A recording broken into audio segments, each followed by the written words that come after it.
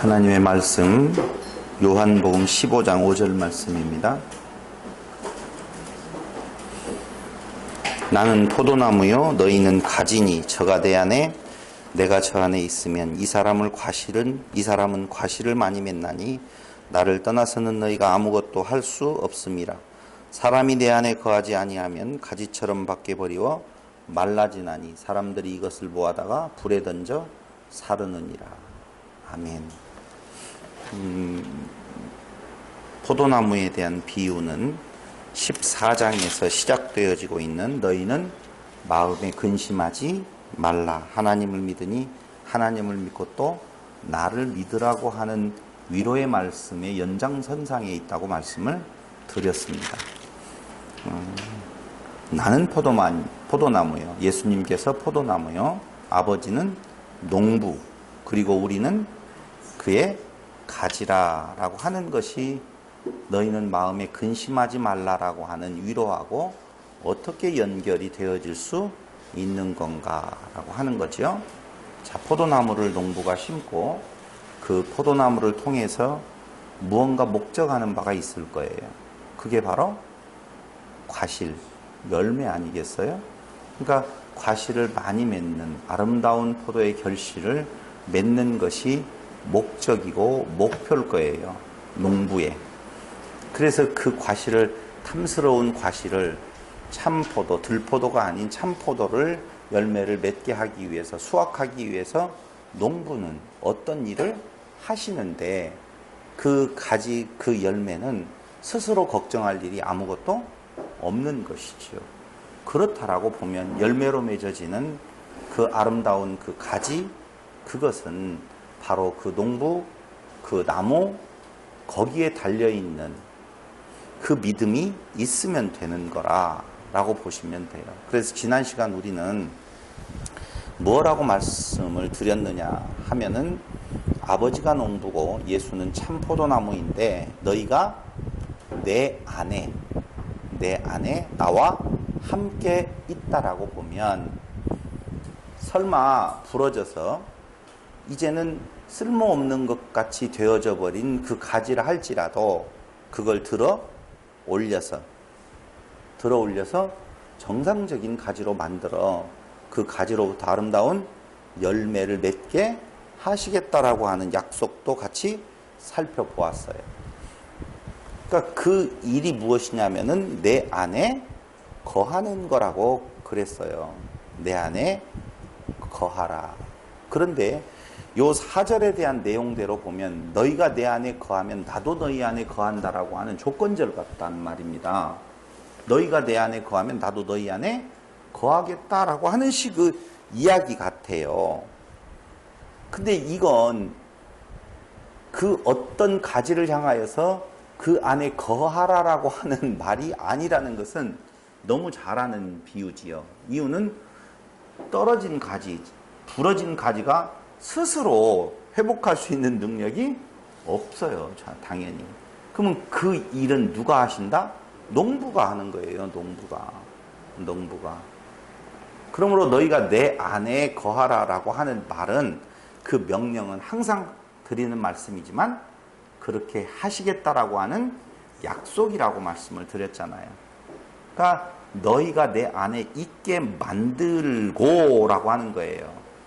그것이 내가 너희 안에 있음이라고 하는 하나의 확증으로 드러나는 것이지요.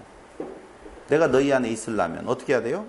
붙어 있어야 돼요. 근데 그 붙어 있는 건 너희가 할 수 없으니 내가 그걸 하겠다라고 하는 약속이라는 말씀을 다시 한번 확인해 드리면서 가지가 포도나무에 붙어 있지 아니하면 절로 가시를 맺을 수 없음 같이 떨어진 가지가 무슨 포도 열매를 맺힐 수가 있겠느냐. 너희도 내 안에 있지 아니하면 그러하리라. 그런데 너희가 내 안에 꼭 있도록 내가 만들겠다. 그러므로 너희는 염려하지 말라. 이렇게 통하는 이야기라 이거죠. 사람이 내 안에 거하지 아니하면 가지처럼 밖에 버리워 말라진다. 사람들이 이것을 모아다가 불에 던져 사르느니라. 자, 이 대목에서 조금 어려운 부분이 있지요. 그죠? 부러진 가지는 오히려 회복시킨다라고 하는 것이 있는데, 사람이 내 안에 거하지 아니하면, 이 말이 어떤 사람을 이야기를 하는 걸까요? 내 안에 거하지 아니하는 어떤 사람이겠죠? 응? 응? 버려진 불택자. 그 버려진 불택자들은 가지처럼 바뀌어버려 말라지는데, 이것을 사람들이 모아다가 불에 던져 버린다. 이렇게 지금 생각할 수 있겠다는 거죠. 네, 말씀은, 위로는 택자들을 향한 메시지냐, 불택자를 향한 메시지냐, 불택자에 대한 경고냐, 택자에 대한 경고냐, 택자에 대한 위로인 건가, 불택자에 대한 위로인 건가?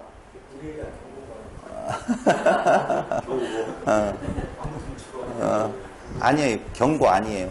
왜 경고 아니냐면, 이 문장 자체가 14장으로 이어지면서 뭐라고 그랬어요? 위로라고 말씀을 드렸단 말입니다. 그러니 여기도 어디에 해당되어지는 건가? 위로에 해당되어지는 거예요. 근데 또 하나 전제 또 있죠. 성경은 개인에 대한 이야기가 있다 없다? 없다는 거예요. 그러므로 교회에 대한 약속으로 놓고 본다면, 교회는, 예수님은 머리요, 교회는 그의 몸이다. 몸은 하나예요, 둘이에요? 하나인데 그 지체가 있을 뿐이라고 말씀을 드렸어요. 그러므로 그 몸된 그 몸을 방금 6절에서 사람이라고 하는 표현을 보시면 돼요. 진짜로 원문에 보면 여기 6절에 사람이라고 하는 단어는 단수로 되어 있어요. 사람이 내 안에 거하지 아니하면 가지처럼 밖에 버리워 말라지나니, 사람들이 이것을 모아다가 라고 하죠. 이것이라고 할 때 이것은 복수로 되어 있어요. 다시요. 사람이 내 안에 거하지 아니하는 존재 단수. 근데 이것을 모아다가 무엇? 복수. 근데 우리는 이렇게 생각하잖아요. 단수들을 모아다가 밖에 버리고, 아까 이야기했던 대로 불택자들을 모아다가 복수가 되는 자를 버린다. 이렇게 생각할 수 있잖아요. 박도영 집사님이 뻥했어요. 그러니까요.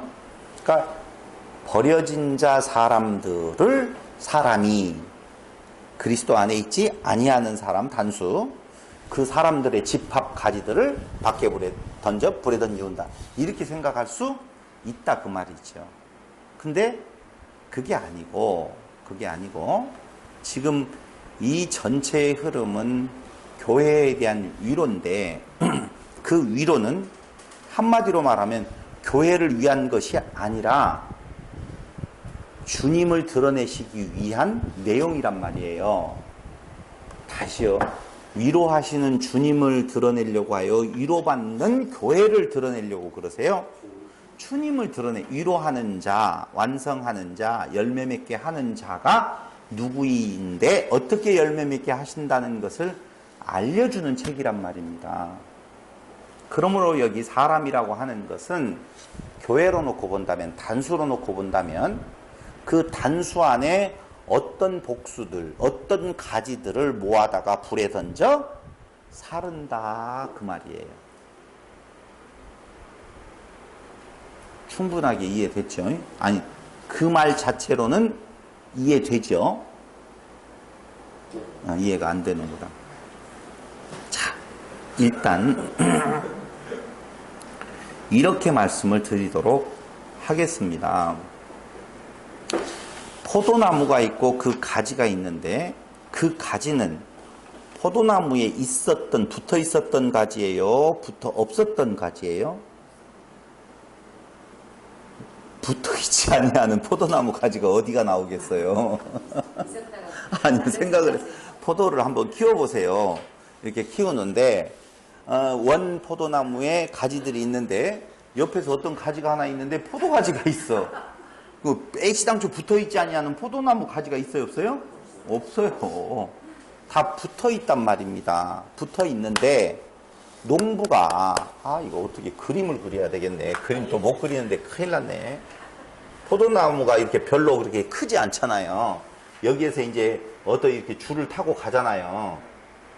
있죠? 이게 가지라고 놓고 보면 여기에서 이제 포도송이가 이렇게 주렁주렁 맺히죠. 나 몰라요. 그런데 농부가 있어요. 그 농부가 가지치기를 한단 말입니다. 이 가지치기를 좀 해요.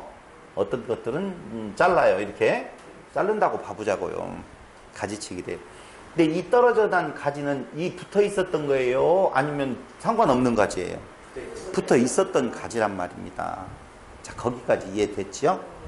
붙어 있었던 가지. 그 붙어 있었던 가지의 일부들을 잘라내요. 이유는 왜 잘라내요?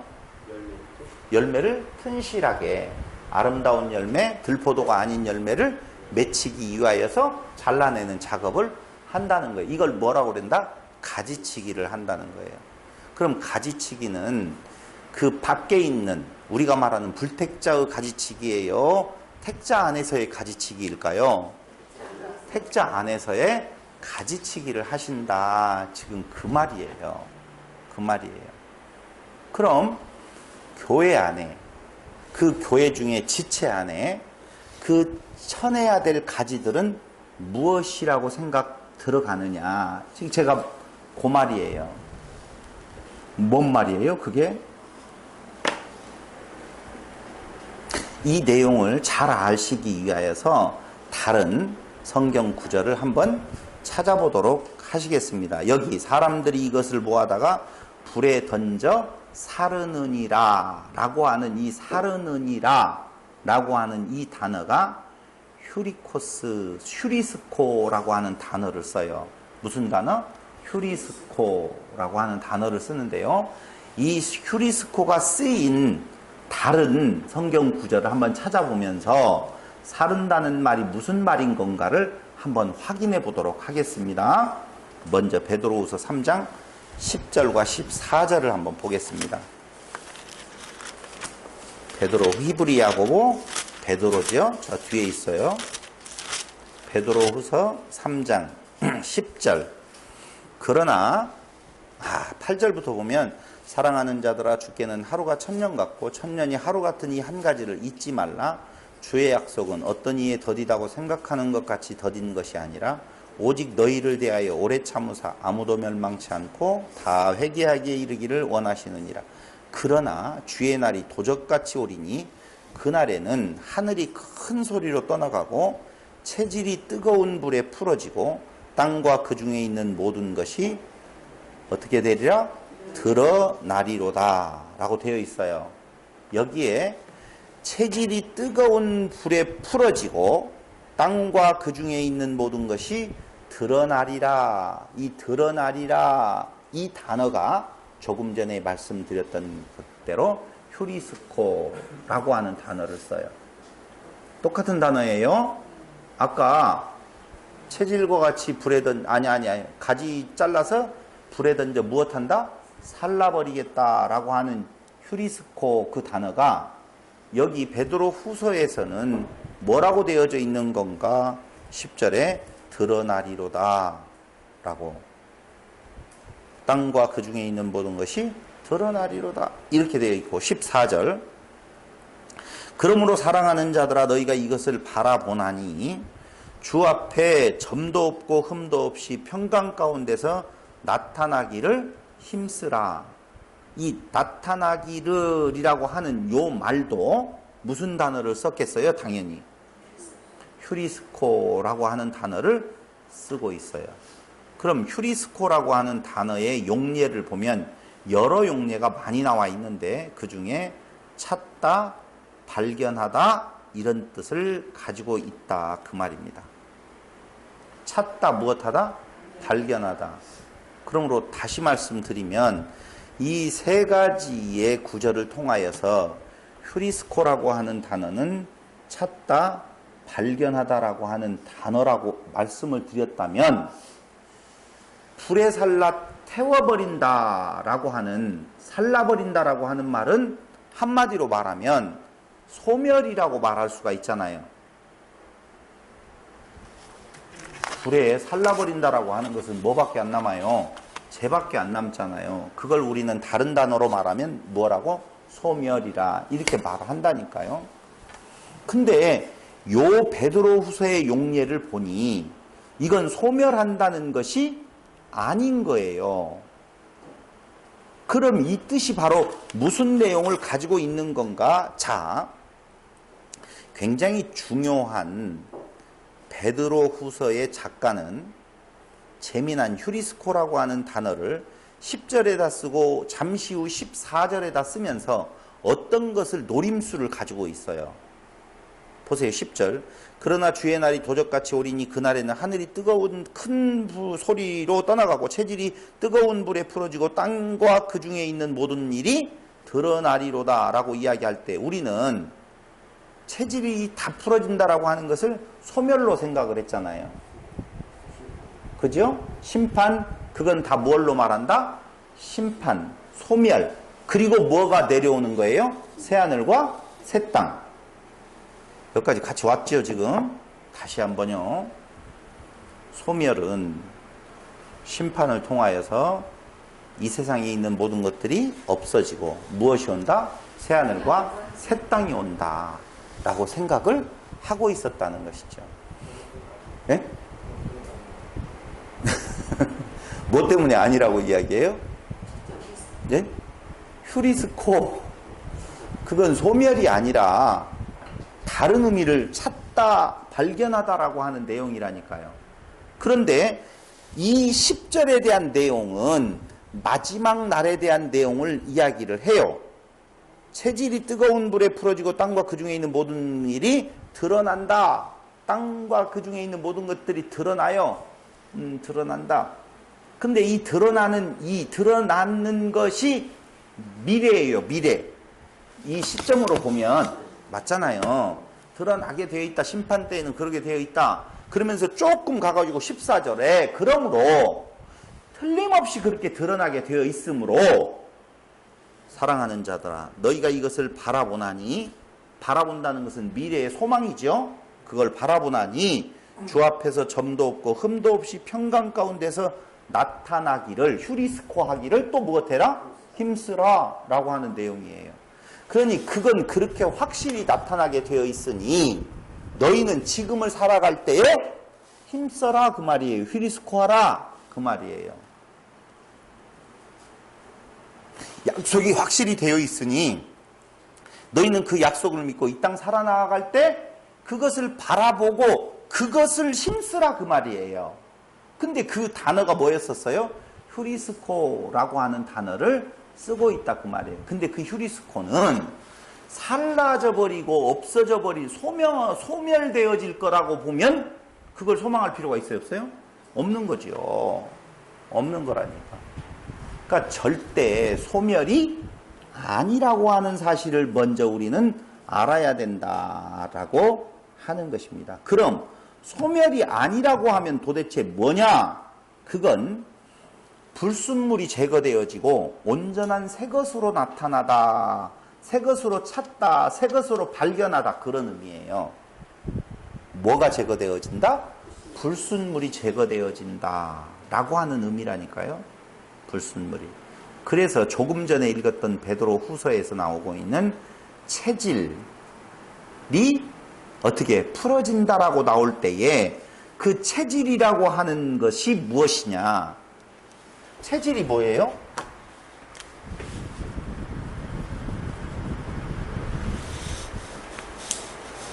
베드로 후서 나오잖아요. 10절. 하늘이 큰 소리로 떠나가고 체질이 뜨거운 불에 풀어진다라고 되어 있잖아요. 그 체질이 뭐예요? 구성 요소. 그렇죠.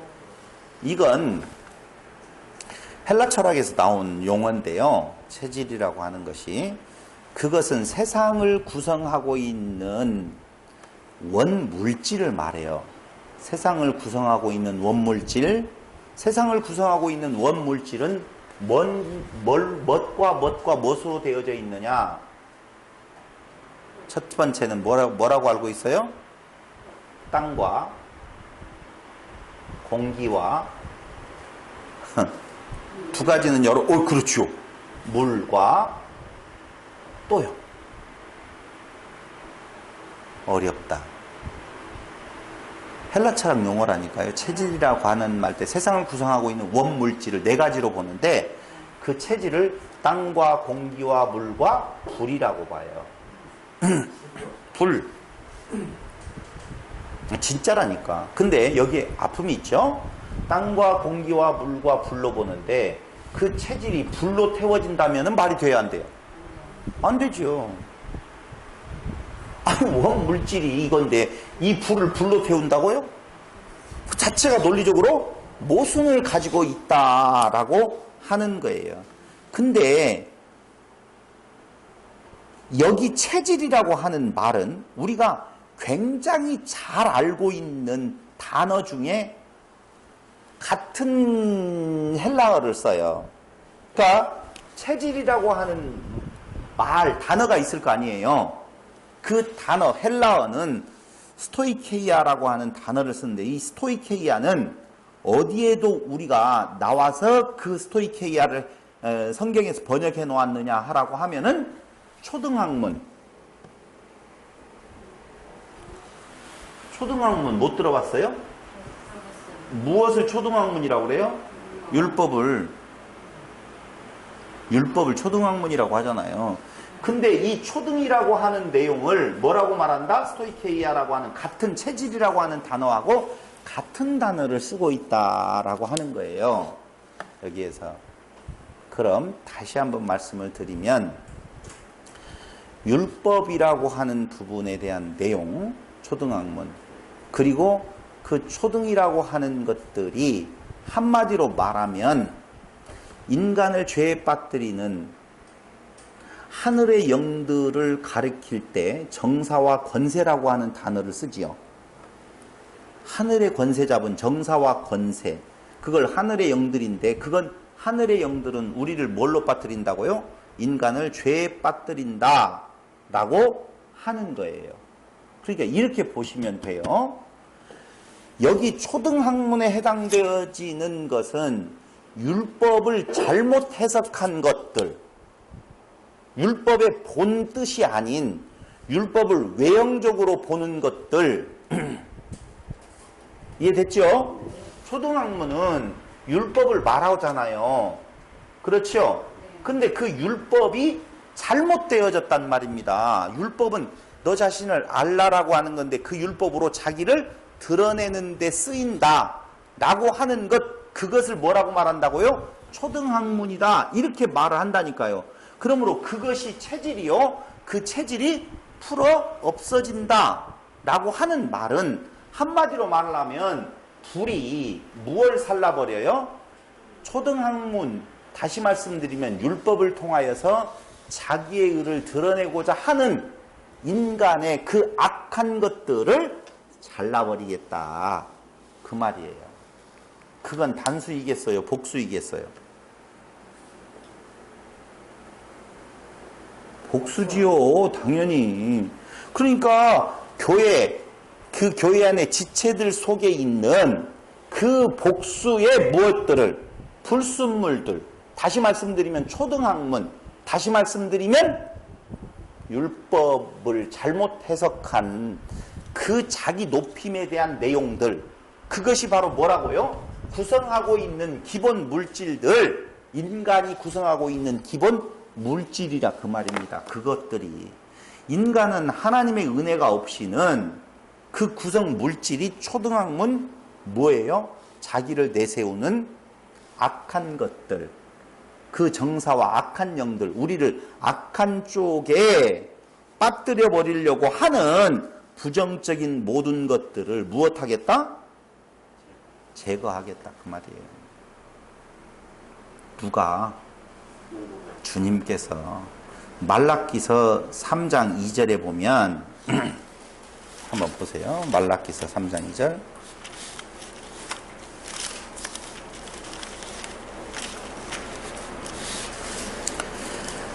그의 임하는 나를 누가 능히 당하며 그의 나타나는 때에 누가 능히 서리요.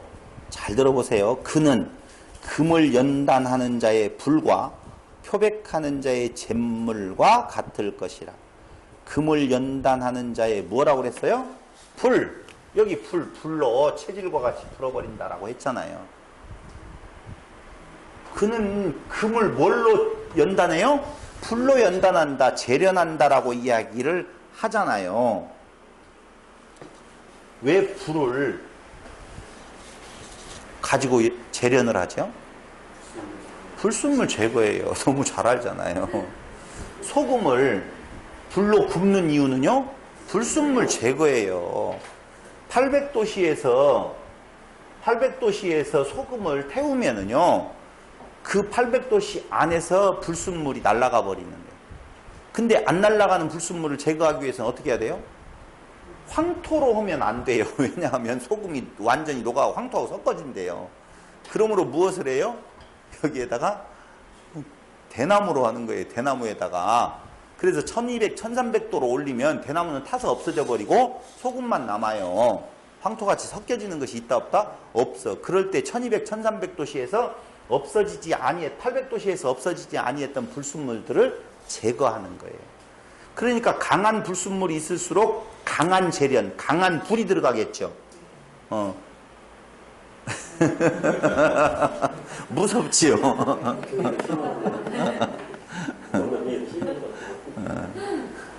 지금 그 말을 하고 있다니까요. 불순물 제거, 그게 연단이요. 그것은 무엇 하려고? 원래의 순수한 쪽으로 돌리려고 하는 거예요. 원래의 순수한 쪽으로 돌리려고. 그래서 그 말이, 휴리스코라고 하는 말이 찾다 발견하다. 무엇을 찾아 무엇을 발견해? 원래의 순수한 그 모습을 찾아 발견하여 세우려고, 무엇 열매 맺게 하시려고 지금 그러고 있다, 그 말입니다. 누가복음 15장 24절. 거기도 역시 휴리스코라고 하는 말이 그대로 나옵니다. 누가복음 15장 24절. 이 내 아들은 죽었다가 다시 살아났으며 내가 잃었다가 다시 얻었노라 하니 저희가 즐거워하더라. 이 잃었다가 다시 얻었노라, 이 얻었노라가 뭐예요? 휴리스코예요. 그러니까 아들을, 본질적인 그 아들을 어떻게 하는 거예요? 얻는 거예요. 찾는 거예요. 발견하는 거라니까. 그걸 잘라서 없애버린다 라고 하는 소멸이 아니라는 거예요. 그러니까 방금 이야기했던 요한복음에서 15장에서 말하고 있는, 6절에서 말하고 있는 무엇하리라? 살라버린다 라고 하는 말은 그 본질에 있어서의 그 붙어 있었던 자를 살라버리는 것이 아니라 본질을 더 아름답고 더 좋은 열매 맺게 하기 위하여서 무엇한다고요? 연단한다. 지금 그 말이에요. 예, 연단한다 그 말이에요. 그래서 요 구절 때문에 많은 학자들이 택함 받은 뒤에도 무엇 할 수 있다? 육이 될 수 있다라고 하는 교리를 만들어낸다니까요. 붙어 있었는데 잘려져 나갈 수도 있다. 이게 맞지 않느냐? 예정은 무슨 예정이냐? 라고 이야기를 한다니까요. 우리는 예정에 대한 이야기를 다시 정리를 했지만 일반적인 우리 보수신학에서 말하고 있는 예정론이라고 하는 거 절대 한번 선택된 자는 육이 될 수가 없다라고 이야기할 때 봐라, 여기 원가지에 붙어 있었다가 잘려져 나갈 수도 있지 않느냐. 그는 포도나무가 아니라 포도나무였었다, 가지였었다. 그런데도 잘려서 불에 던지운다고 하지 않느냐, 사른다고 하지 않느냐. 이런 식으로 말을 한다니까요. 그런 말이 아니라고 하는 사실을 우리는 다시 한번 확인해 보았어요. 그래서 로마서에서도 8장에서 보면 피조물들의 고대하는 바는 하나님의 아들들의 나타남이지요. 그렇잖아요. 그런다고 나오고 있잖아요. 피조물의 고대하는 바는 하나님의 아들의 나타남이라고 그랬어요. 이 말은 만약에 다 타버리고 없다라고 보면, 체질이 다 풀어 없어져 버려, 타버려서 없다라고 보면 그 세계를 피조물들이 기대할 것 있어 없어? 없어요. 그러니까 그 피조물들이 하나님의 아들이 다시 발견되어지고 찾아질 그 상태를 고대하는 이유는 무엇 때문에 그러는 건가? 온전한 새 것으로 새롭게 되어 나타남으로 말미암아 그걸 우리는 신학적 용어로 구속의 완성, 구속의 완성, 그 구속의 완성의 날에 피조물들도 다 무엇으로 변해요?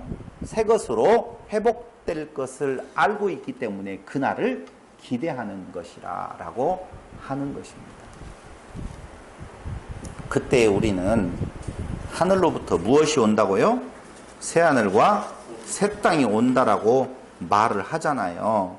그 새하늘과 새 땅도 역시 다른 의미를 가지고 있어요. 새하늘과 새 땅.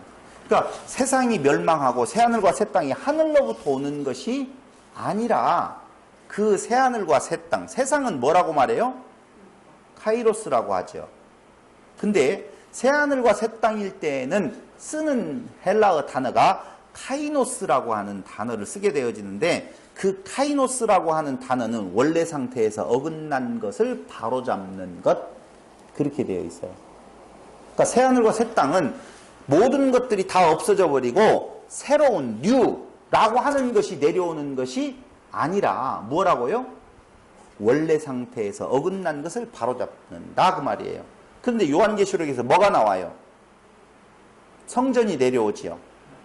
하늘에서. 그건 누구를 말해요? 성도들을 말한다고 그랬죠.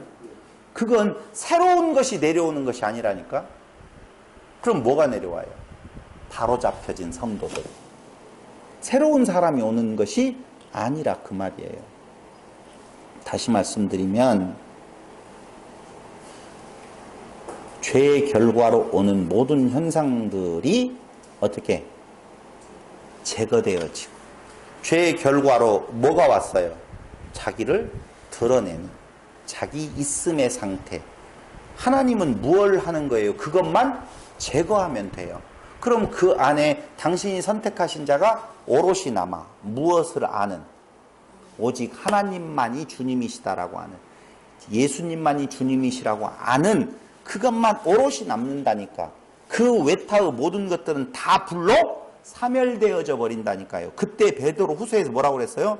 그 소망이 있으니 너희는 그렇게 살아라, 그렇게 말을 하잖아요.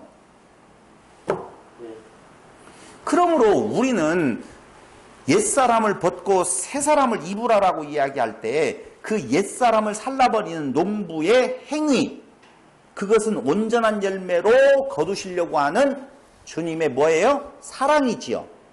그렇죠. 그러니까 타락한 자가 불에 태우는 성화의 과정을 역사하셔서 온전히 원래의 모습으로 회복되어지는 것, 그것이 오늘 요한복음 15장에서 예수님께서 말씀하시고 있는 약속, 위로라 그 말이에요.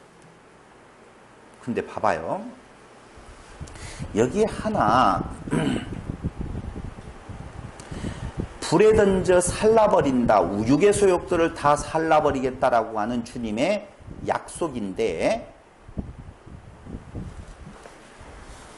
예수님의 그 행위 중에서 열매에 대한 내용, 이제 자 가지를 다 가지치기 해서 좋은 열매를 맺게 하시려고 역사를 하신다고 지금 했어요. 그것은 무엇을 위한 거라고요? 열매를 위한 거라고 그랬어요.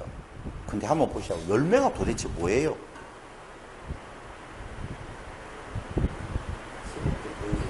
응? 새롭게 되어지는 뭐예요?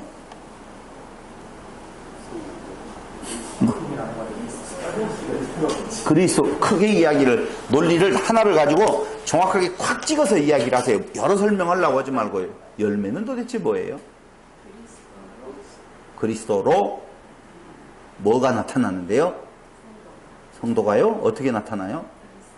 그리스도로. 계속 그리스도라고 성도하고 왔다 갔다 하겠죠. 여기에 우리는 너희가 결론적으로 농부의 목적은 뭐라고 그랬어요? 열매라고 그랬죠. 열매. 근데 그분 안에 거하는 게 열매 아닌가요? 그분 안에 거하는 것이 뭐냐라고 하는 내용을 한번 살펴보면은요.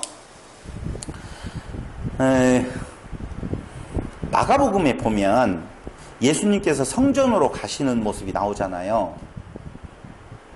성전에 가셔요. 11장에 보면 마가복음 11장 찾아보세요. 12절. 이튿날 저희가 베다니에서 나왔을 때 예수께서 시장하신지라. 요런 구절들이 이제 좀 어려워요. 왜 어렵냐면 예수님이 배가 고팠다. 그런데 멀리서 잎사귀 있는 한 무화과 나무를 보시고 혹 그 나무에 무엇이 있을까요? 가셨더니 가서 보신즉 잎사귀 위에 아무것도 없더라. 이는 무화과의 때가 아님이라. 자, 열매가 없다는 거예요. 시장하셨는데 이렇게 그냥 사람들이 얼른 생각한다니까. 예수님이 가시다가 아파 배가 고파. 무화과 나무를 보니까 잎이 무성해. 근데 가서 이렇게 보니까 열매가 없어. 아, 이것 봐라. 열매도 없어. 말라버려라. 아, 예수님 배고프실 때 열매를 못 드리면 말림을 당한다. 뭐 이런 식이에요. 근데 여기에 기자가 뭐라고 이야기하냐면 무화과 때가 아님이라. 그럼 기자는 알고 있는 사실을 예수님은 몰랐을까요? 알았을까요? 몰랐을까요? 아셔요.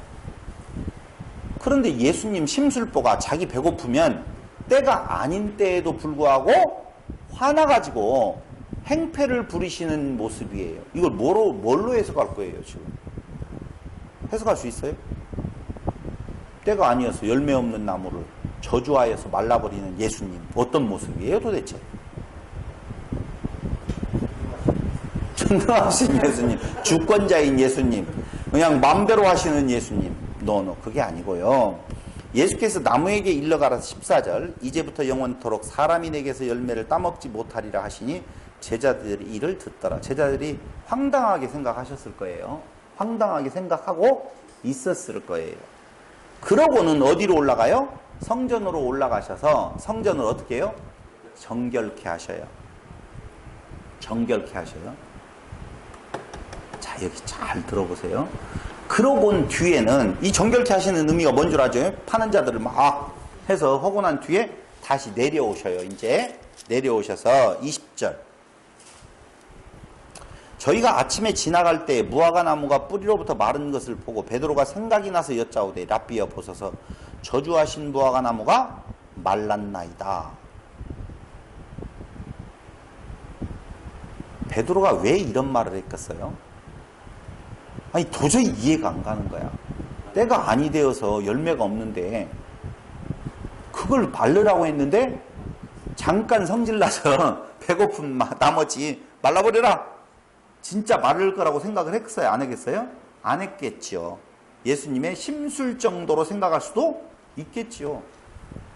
그래서 베드로는 진짜 말라진 것을 보고 깜짝 놀랐어요.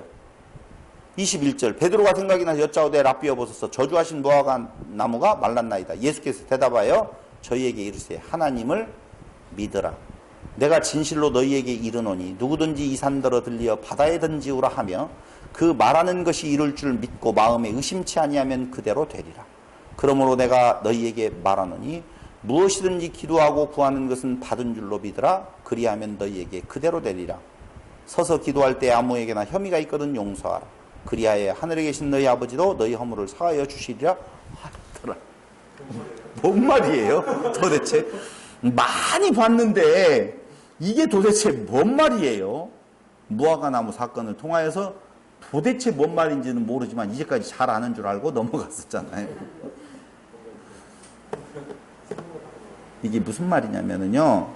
지금 이 이야기에 대한 내용은 열매라고 하는 쪽에 포커스가 맞춰지잖아요. 열매 없어서 저주했고 저주한 대로 말랐다. 그 뒤에 이야기는 그 뒤에 풀도록 하고 거기까지만. 그런데 그 가운데에 뭐가 있어요? 저주하고 말랐는데 그 가운데 뭐가 있어요? 성전이 있어요. 성전은 뭐라고 말할 수 있다고요? 율법. 율법의 시행이 있는 곳이에요. 그 율법이 있는 성전을 정결케 하셨어요.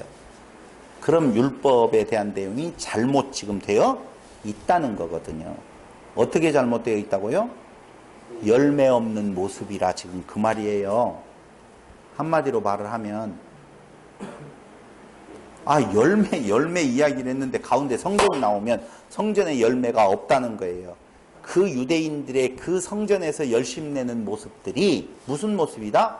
열매 없다. 무엇이다? 초등학문이다. 아까 이야기했어요. 그 말이에요, 지금. 그러니까 그 계절에 그 무화과가 있는가 없는가 모르는 것이 아니라 무엇을 예로 들었냐면요. 소재로 삼았냐면 무성한 가지에 무화과 나무를 예로 둔 거예요. 무엇을?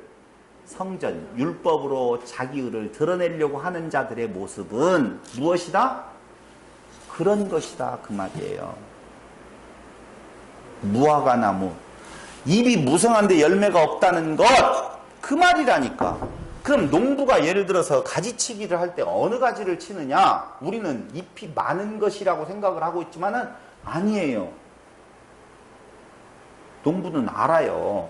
그 나무가 무엇 할지 열매를 맺을 건지 안 맺을 건지 당신이 다 알아서 정말 살려야 될 걸 살리고 죽여야 될 걸 죽인다. 그 말이에요. 오케이? 이해됐죠? 충분히 이해됐으리라고 생각을 해요. 어렵게 제가 설명 안 했어요. 그러므로 오늘 그 무화과 나무를 저주하고 그 무화과 나무가 저주된 대로 마르는 것은 열매 맺혀지지 아니하는 그 율법에 대한 그 성전에 대한 내용, 그 성전을 어떻게 해버리겠다? 헐어버리겠다라고 하잖아요. 잘라버리겠다 하는 거예요. 그러므로 우리 안에 있는 열매 맺지 아니하는 오히려 열매를 맺겠다라고 무성한 이파리는 있는데 열매가 맺어지지 않은 것들이라니까요. 무엇들이? 우리가 죄 아래서 아까 이야기했던 그 초등학문에 해당되어지는 선하고 그 선한 행위로 말미암아 하나님 앞에 의를 세우겠다라고 하는 그 모든 것들이 열매 없는 무성한 가지다. 지금 그 말이에요. 그것들을 무엇 해버리겠다고요? 살라버리겠다라고 하는 거예요. 그러면 뭐만 남아요? 응? 죄만 남아요. 그건 살라버리고 온전한 것, 원래의 것, 그게 남아있다니까. 거기에서 열매 맺히게 하시겠어요. 근데 그 뒤에를 보세요. 우리가 마가복음에 뭐라고 이야기하냐면 거기까지는 이제 이해가 됐죠. 22절 예수께서 대답하여 저에게 이르시되 하나님을 믿으라 그 말이잖아요. 그럼 뭐밖에 없다는 거예요? 제사 필요 없다. 율법으로 들어가서 너희의 의를 세우려고 하는 것 없다. 무엇이다? 믿음이다 그 말이에요. 믿으라. 하나님을 믿으라. 이 단어에서, 이 구절에서 갑자기 떠오르는 구절이 있죠. 시작. 하나님을 믿고 나를 믿으라. 아까 요한복음에서 나왔잖아요. 그 앞에 하나님을 믿으니 나를 믿으라 이야기했던 14장에서 하나님을 믿고 나를 믿으라 그 말이죠. 여기서 하나님을 믿으라고 하는 말은 예수 당신을 믿으라는 말이에요. 그것만이 살 길, 아름다운 열매 맺는 길이에요. 근데 보세요. 내가 진실로 너희에게 이르노니 누구든지 이산더러 들리어 바다에 던지우라 하며 그 말하는 것이 이룰 줄 믿고 마음에 의심치 아니하면 그대로 되리라. 산 보고 말하는 것이 아니에요. 불가능한 일이에요.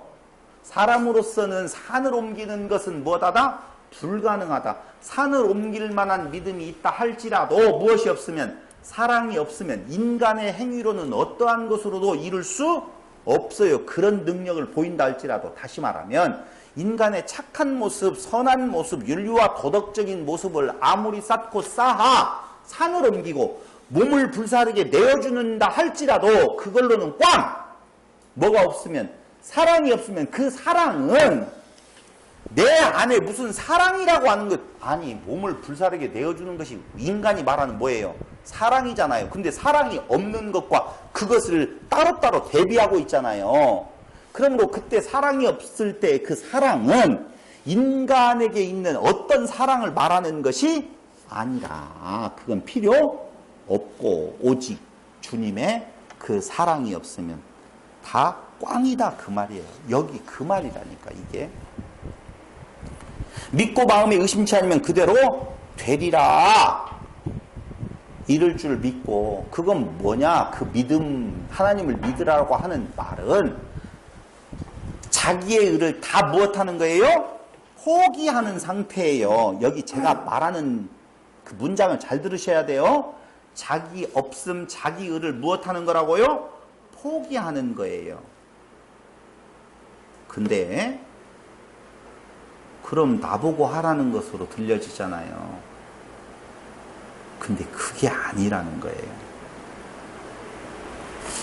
그게 아니라고 하는 것을 15장 그 6절 너머에서 이제 쭉 가는 거예요.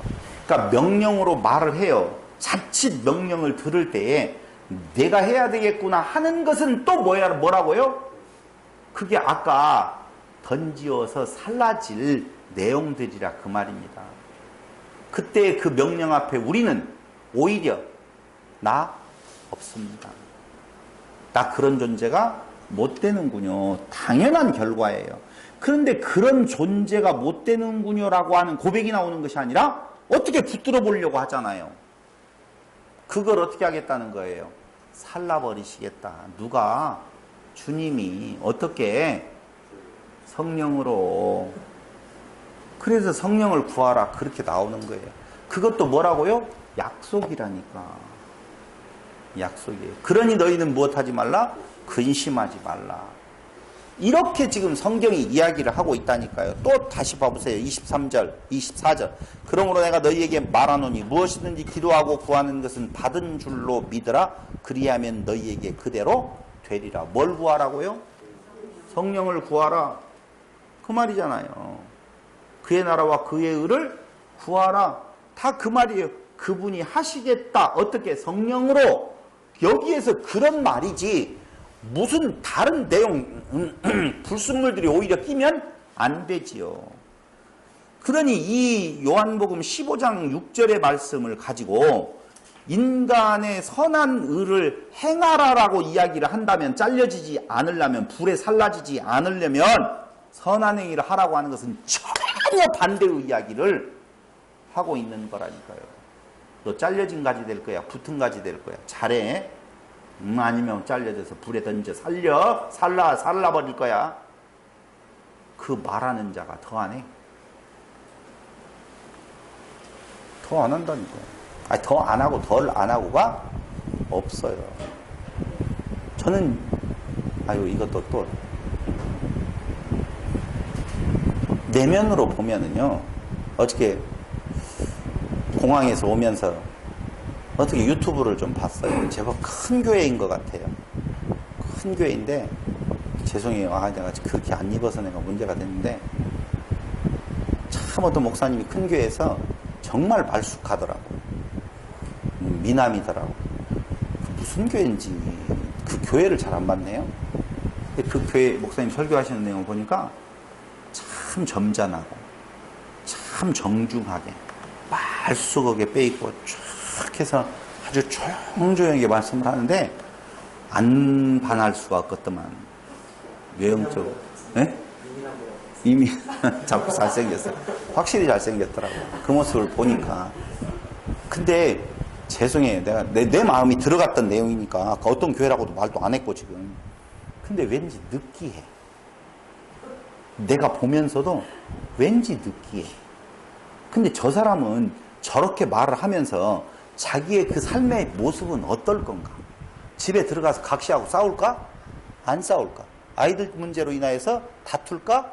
안 다툴까? 열받을 일이 있을까? 없을까? 등등의 이하 생각들을 내가 쭉 하면서, 그런데 사람은 그렇게 안 본다니까요. 그러니까 내가 중국 가가지고요 강의 들었는데, 여러분 믿으십니까? 그랬더니 막 향신, 믿는다는 말이거든요. 내가 그러길래 막 향신 하길래 뿌샹신, 믿기는 뭘 믿냐. 내가 거짓말 할 사람 같아요? 그랬더니 안 할 사람 같아. 딱 거짓말 잘한다. 여러분, 사람에게 있어서 특별한 어떤 존재가 있어요? 없어요? 없어요. 진짜 없어요. 사람은 믿음의 대상이 절대 될 수가 없다는 거예요. 자기를 속이는 것이지요. 정말 자기를 속이고 타인을 속이는 거예요. 너도 못 가고 더 못 가게 만들어버려요. 천국문을 앞에 서서 못 들어가게 막아버리는 일들이 너무너무 많이 있다라고 하는 것입니다. 그래서 25절에 보니까요. 서서 기도할 때 아무에게나 혐의가 있거든 용서하라. 그리하여 하늘에 계신 너희 아버지도 너희 허물을 사하여 주시리라 하여. 꼭 조건절 같지만 그게 아니에요. 용서하라고 하는 말은 뭔 말이에요? 그 용서되어지지 아니하는 그 바리새인들의 모습, 세리와 죄인들하고 너희 스승은 저렇게 선생님은 같이 하는구나 라고 하는 자기의 의자리에 서지 말고 어떤 자리에? 죄인의 자리에 서는, 그것이 바로 오늘 지금 이야기하고 있는 무성이에요. 여러분, 사람을 향하여서 정죄하는 자는 당연히 무성한 가지잖아요. 있어 보이고 있어 보이는 행동을 해요, 안 해요? 한다니까요. 여러분, 바리새인들이요 얼마나 외형적으로, 만약에 요한복음 15장 6절을 인간의 의, 인간의 선함과 착함을 행해라고 한다라고 보면 바리새인 못 따라가요. 그건 외식하는 것이잖아요. 우리는 외식 자체부터도 안 돼요. 그 내면의 진정성은 놓아두고 외식도 바리새인의 발끝도 못 따라갈 정도라니까요. 그들은요, 심하게는요, 일주일에 2번씩 금식하죠. 어떤 율법의 행위 부분에 있어서, 여러분, 율법을 제일 이 땅에서 잘 지킨 사람이 누구예요? 바울이라고 말할 줄 알았어요, 내가. 바울이 율법에 의로는 내가 흠이 없는 자라고 말하잖아요. 그 바울의 이야기는 바울만 그런 것이 아니라 유대인들은요, 진짜 유대인들은 바울 이상으로 다 해요. 바울 이상으로 한다니까. 바울만 그랬다는 것이 아니라 유대인들은 바울같이, 바울보다도 더 철저하게 그 율법을 내가 지켰노라라고 하는 자기의 의를 세우는데, 오늘 교회에서 요한복음 15장을 읽고 우리는 떨어져 나가는 가지가 되어서는 안 됩니다. 그러므로 우리의 의를 세워야 됩니다라고 말을 한다라고 보면 그건 어불성설이죠. 어불성설이죠. 우리가 만약에 그 불에 의해서 무엇하여진다라고 보면, 살라진다라고 보면 깨끗한 가지가 되어서 아름다운 열매가 맺혀지겠죠. 누가 한다고요? 주님께서 하셔요. 다시 요한복음 15장으로 넘어갑니다.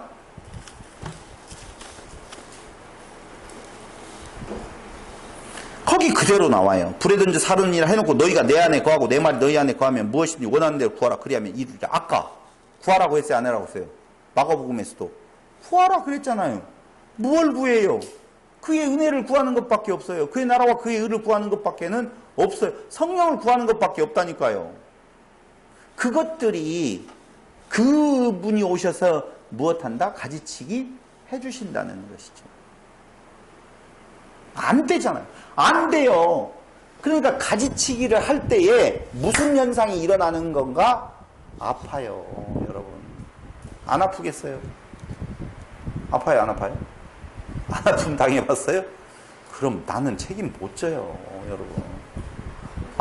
성령이 알아서 하시니까 나는 뭐 할 대로 됐다.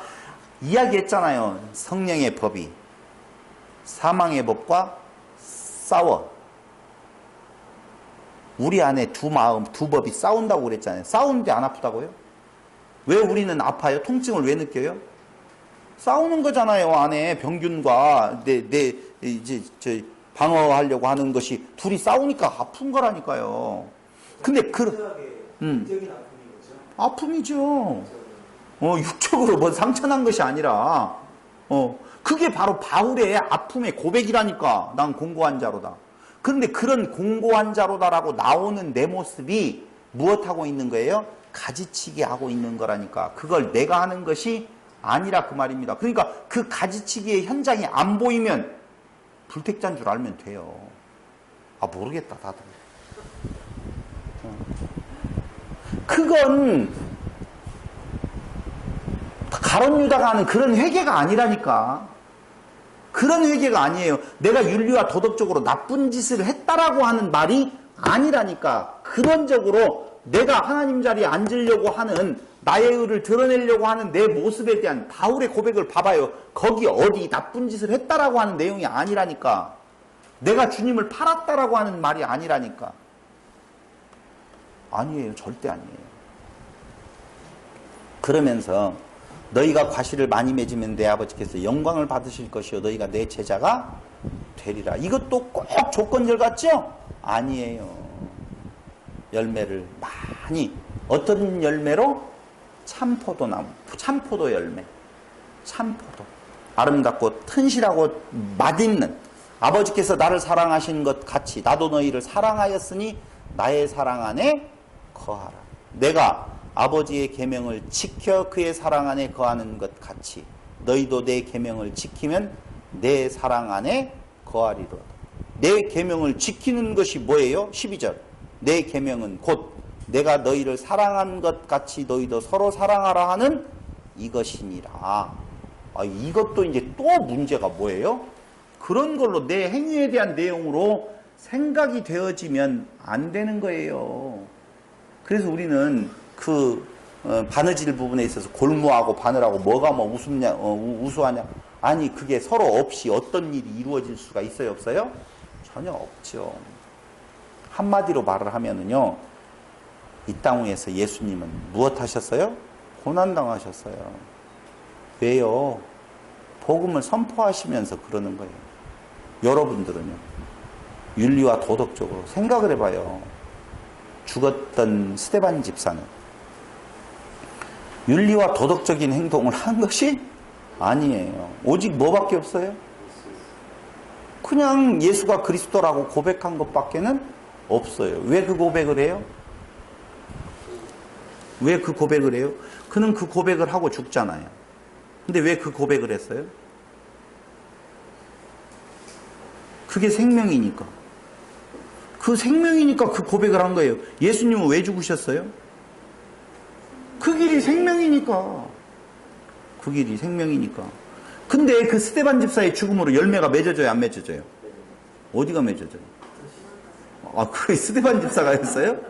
예수가 죽으심으로 그 열매가 맺어져요, 안 맺어져요? 죽으실 때 아무도 안 믿어요, 여러분. 열매 안 맺어진다니까. 그러니까 어떤 행위가 그런 결과를 낳는 게 아니라니까요. 그 열매는 어떻게 맺어진다고요? 성령이 열매 맺게 하신다, 그 말이에요. 그래서 은혜라니까.